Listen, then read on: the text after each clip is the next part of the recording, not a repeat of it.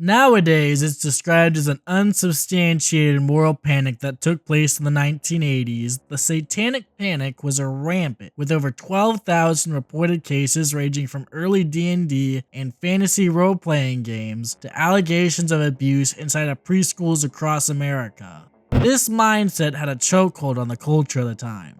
And although it has remained in some form or another, it's a mindset that has thankfully slowly faded from the public consciousness. Unless of course you're talking about what has survived on the internet in the form of media. Possibly as a way to take advantage of this atmosphere of superstition, the Today Show reporter Boyd Matson produced a piece about tabloid newspapers and their eye-catching articles that would often end up in consumers' hands while waiting to check out at neighborhood supermarkets, such as werewolf seized in South End and horse dope sensation, even interviewing the lead editor for the Sun newspapers, John Vader. When you look around these covers, you see a lot of celebrities, a lot of space aliens, but I also see this strange little guy here, this tragic story of this 10-year-old boy who looks like he's 80 years old, and he's appeared more than Dolly Parton. He does very well. Does he draw better than Dolly Parton on your cover? Yes, I think at times he does. I think he has a fair following, as a matter of fact. Of course, you don't even have to be from this planet to have a big following in the sun. Have you ever had an encounter with a space alien? Personally, no. Not that I know of. Although we're sometimes told they look just like us. After the interview is concluded, Richard Dominic, a reporter for The Sun, would take Matson out to meet some of the subjects of his magazine. One was about a mother who claimed that she had been abducted by aliens and was used by the aliens as a slave.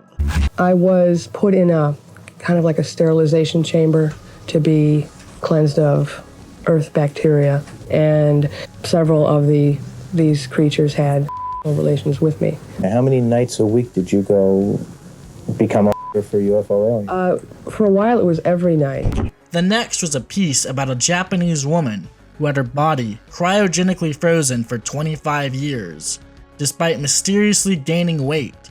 Dominic gave his analysis of the woman's condition as follows.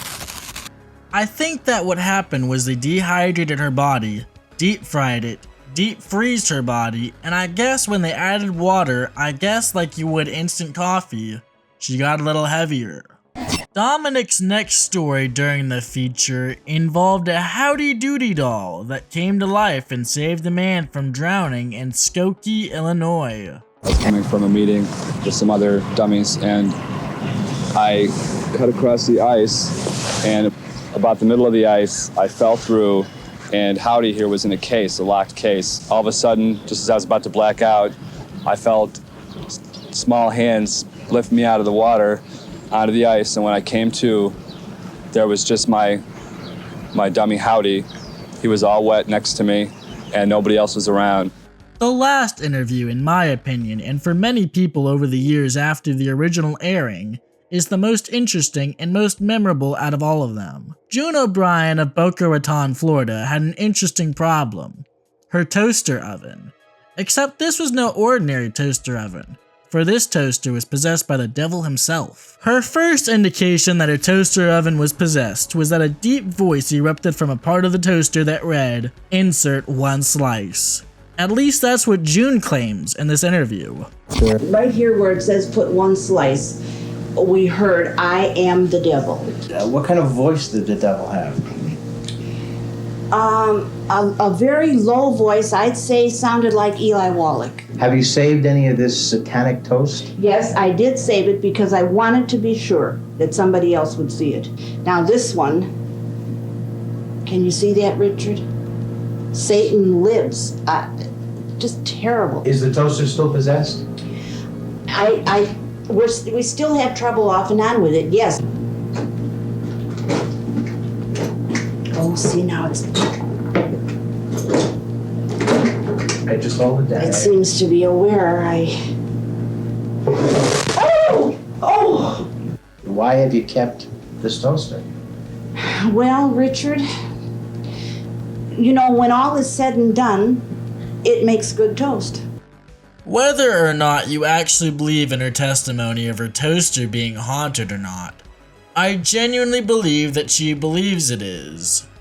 If it's not real, how did they manage to pull off such an elaborate stunt like this? Was it just a family member who was really into pyrotechnics and knew how to rig it together to burn lettering into the toast? Obviously, June wasn't in on the prank because of her reactions to her toaster blowing up in real time. But who would allow a haunted toaster to be kept in her home? The answer to this we may never know. Soon, June O'Brien and her haunted toaster were forgotten about, until the original clip was posted in 2009 on YouTube, but didn't get much viewership at first. That was until it was rediscovered and became a viral sensation amongst 2012 Mayan end-of-the-world apocalypse conspiracy theories that was popular at the time. After the viral sensation calmed down, as it always does, Boyd Matson, the original reporter who covered the story for the Today Show, wrote an article about his time with June for the National Geographic in 2013, in which he states, "I've always had a fondness for people who have veered off the interstate and are wandering the back roads, navigating life without a map. Their stories may strain the bounds of credibility, but their tales are nothing if not memorable." But what happened to Richard Dominic, the interviewer for the Sun magazine who helped Boyd Matson on his piece for the Today Show? Well, it turns out that he went on to be a lead producer for the Jerry Springer Show. Honestly, that's probably not that surprising for me, and it seems like it would be a perfect job for him. Unfortunately, I was not able to find any information about what happened to June O'Brien of Boca Raton, Florida after the events of this interview in 1988. But if you know of what happened to her, please drop a comment down below. I'd love to know what happened to her toaster afterwards. Did she continue to use it? Did it become an evil toaster, like the one from Fallout New Vegas? Did she get an exorcism on the toaster? Personally, I like to believe that the toaster was actually haunted, and that June wasn't acting, or it being some sort of elaborate prank. As always, please leave a like and subscribe if you like this video, and let me know what you think of June and her satanically possessed toaster in the comments below. Catch you next time on KINOSPIRACY.